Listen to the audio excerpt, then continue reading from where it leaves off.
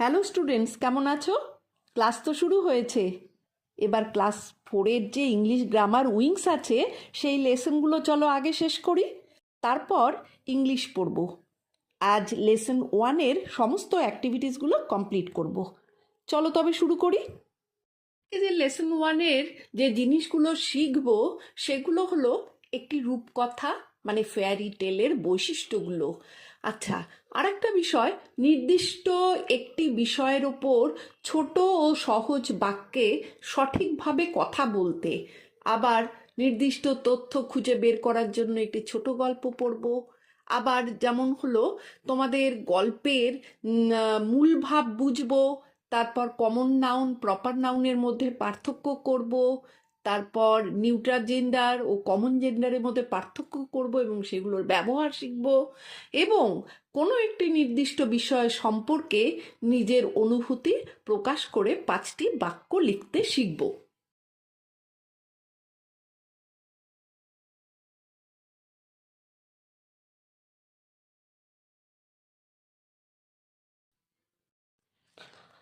Let's read, চলো পড়ি। Read the passage and answer the following questions. তাহলে একটা প্যাসেজ দেওয়া আছে, সেটা পড়ি আগে, মানে বুঝি, তারপরে কোয়েশ্চেনগুলো করব, অ্যাক্টিভিটিসগুলো করব। কি লেখা আছে? Sometimes you listen to stories from your elders. তুমি তোমার বড়দের কাছ থেকে অনেক সময় অনেক গল্প শুনেছো। Your elders usually tell you stories that have imaginary creatures and events. তোমার বড়রা এই ধরনের গল্পগুলোই সাধারণত বলেছে, যেগুলো কোনো কাল্পনিক কোনো প্রাণী বা ঘটনার সম্পর্কে।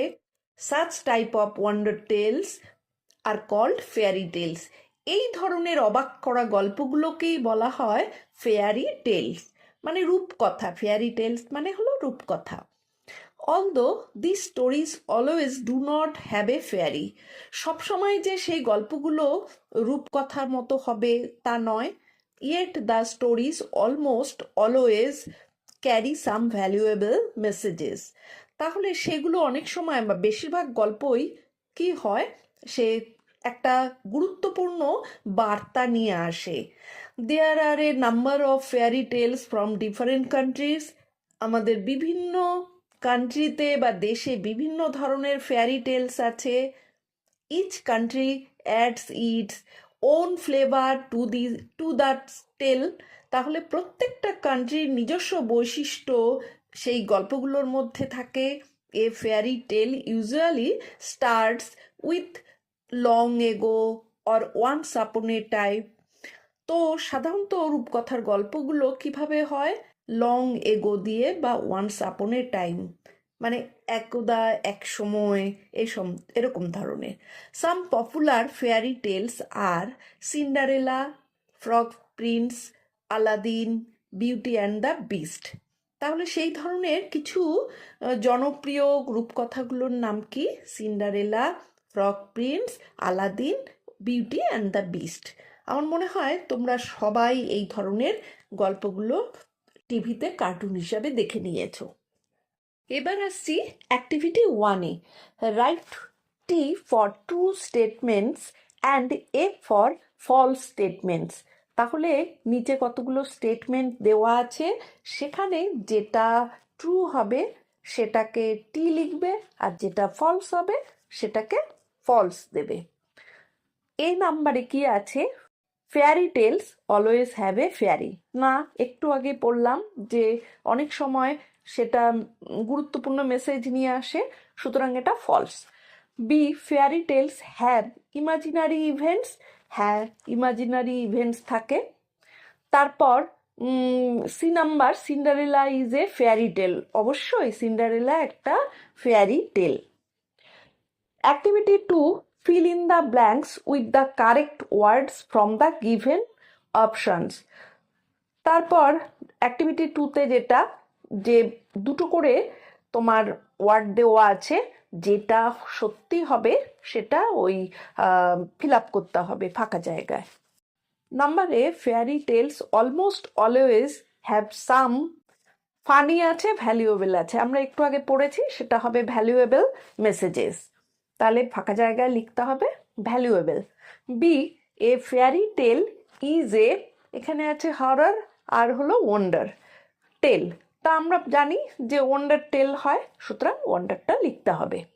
Activity 3, answer the following questions. Activity 3-তে নিচে দুটো কোয়েশ্চেন আছে, তার উত্তরগুলো লিখতে হবে। Number A, write any two characters which you can meet in fairy tales. দুটো ক্যারেক্টার সম্পর্কে বলতে বলেছে যেটা তুমি কিনা ফেয়ারি টেলসে তুমি শুনেছো বা জানো। Two characters which we meet in fairy tales are Cinderella and Aladdin. তাহলে দুটো ক্যারেক্টার যেগুলো আমরা ফেয়ারি টেলসে দেখেছি সেটা হলো, একটা হলো সিন্ডারেলা আর একটা কি আলাদিন হতে পারে। B number, write the name of any fairy tale you have read.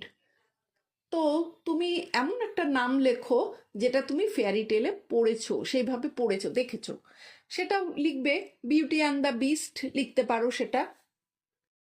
Let's read, চলো পড়ি। Read the following passage and fill in the chart below. এই যে নিচে যে প্যাসেজটা দেওয়া আছে সেটা পড়তে হবে, তারপর আরেকটা চার্ট দেওয়া আছে, সেই চার্টটাকে, সেই জায়গাগুলো, ফাঁকা জায়গাগুলো ফিল আপ করতে হবে এখান থেকে নিয়ে। তো কি আছে চলো পড়ি। Long ago in China there lived a poor boy. অনেকদিন আগে চায়নাতে বাস করতো একটা গরিব ছেলে নেমড আলাদিন, যার নাম ছিল কি Aladdin. One day a merchant from Arabia came to his house. একদিন একটা বণিক, মার্চেন্ট মানে বণিক বা সওদাগর, কোথা থেকে? আরব থেকে, আরবিয়া, আরব থেকে তার বাড়িতে এলো।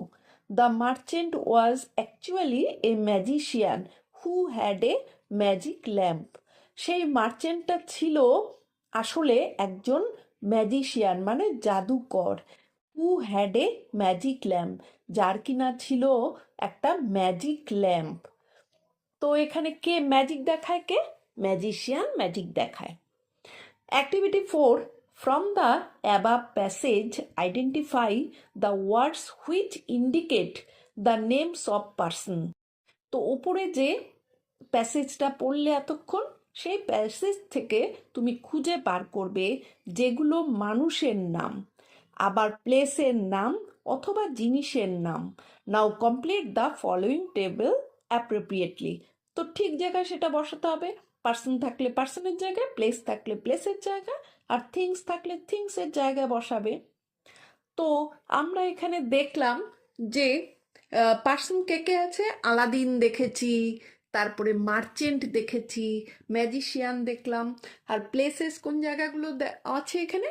যেমন চায়না, আরবিয়া। আর থিংস কি আছে? Magic lamp. Let's read the following passage. এরপরে নিচে যে প্যাসেজটা আছে সেটা পড়ি চলো। Rohan is a little boy. Rohan হলো একটি ছোট ছেলে। He lived in Kalimpong. সে কালিম্পংয়ে বাস করে। He came to Kolkata with his parents last year. গত বছর সে কলকাতায় এসেছিল তার বাবা মায়ের সঙ্গে। He visited the Victoria Memorial Hall in Kolkata.